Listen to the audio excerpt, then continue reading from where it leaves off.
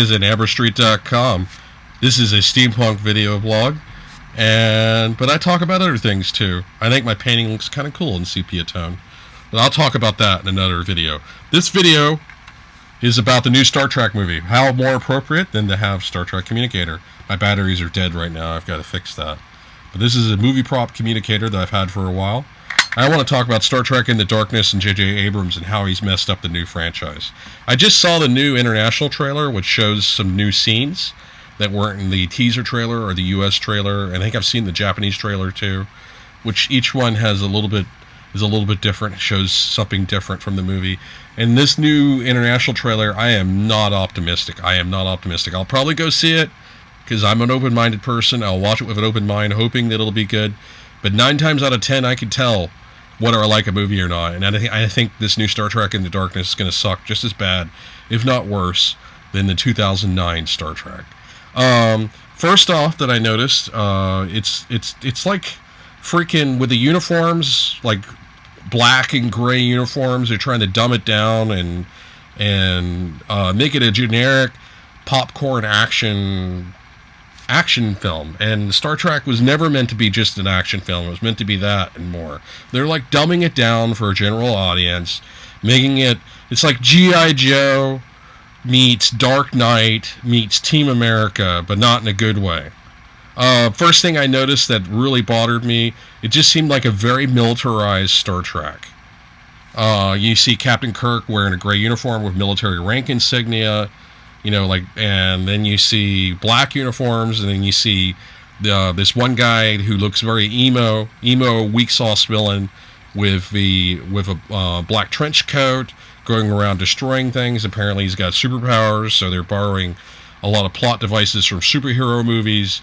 And then there's the Federation flag with 2 British flags right next to it, which makes no sense to me because in the 23rd century, in the future, Earth is supposed to be united under the Federation, and there's not supposed to be any other flags.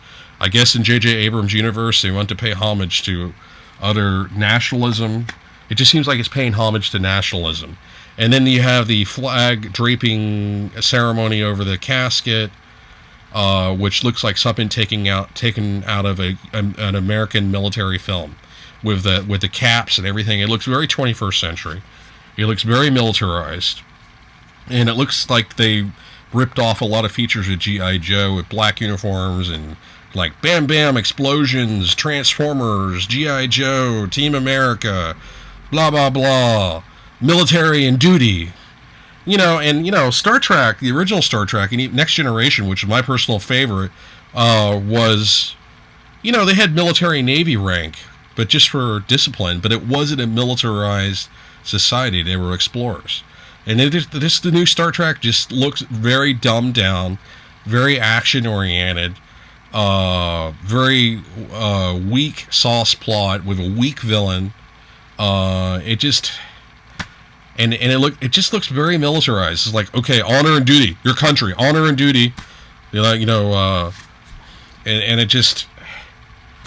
it looks like crap. The original Star Trek, 2009 Abrams Star Trek, not the original, but the 2009 J.J. Abrams Star Trek, I had so many issues with that. With the red matter, they had perfect theoretical physics for traveling back in time.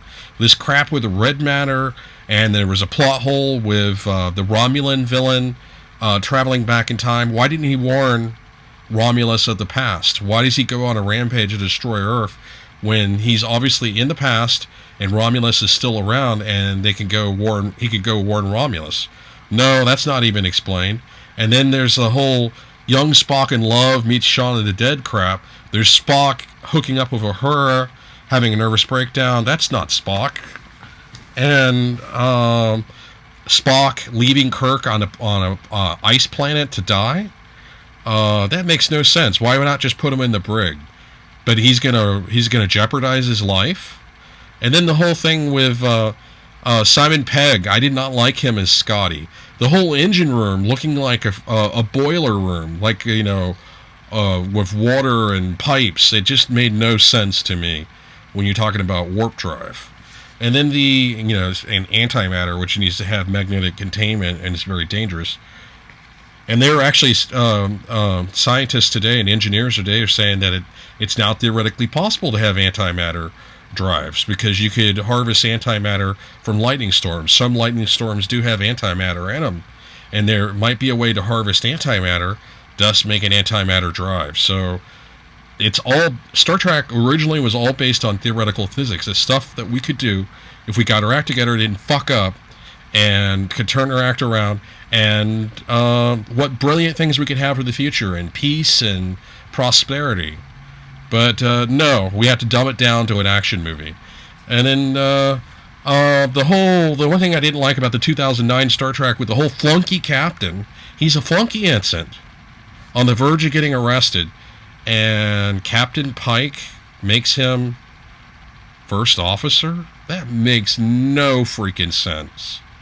And then when he does the transwarp beaming, and then he takes over the ship, or Spock resigns as captain, and he takes over the ship, then he becomes captain. It was just, that made no sense. Going from a flunky cadet promotion all the way up to captain. I know it was a plot device because they wanted to make the young Kirk a captain, but it just didn't make any freaking sense. And I thought most of the casting for 2009 Star Trek was good, but I did not like the story. I didn't like the plot holes. I didn't like the character Nero. I didn't like the way they handled Spock. I didn't like the casting for Scotty. I didn't like the whole cold-bloodedness of it, where Kirk is like mocking compassion and asking the Romulan ship to surrender, and Nero is like, I'd rather die than surrender to you. And he's like, okay, that can be arranged, and boom, let me kill a defenseless ship they have no weapons because their weapons are disabled and their shields are down. Let me just out of cold blood murder all this crew of defenseless ship. Granted that the crew was guilty of war crimes because they had destroyed Vulcan, but that's not what Star Trek is about. It just seems like a very militarized action drama that's dumbed down for the masses. And I don't like it, and I refuse to call it Star Trek. I refuse to call it Star Trek.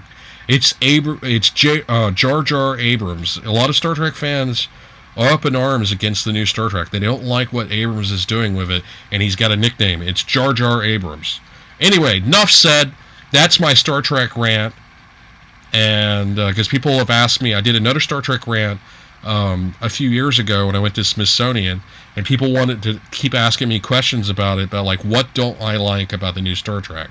Because apparently I wasn't in-depth enough. So hopefully that's in-depth enough for you. This is Steampunk Star Raising out. You have a nice day, and I will see you 25 billion years. I will.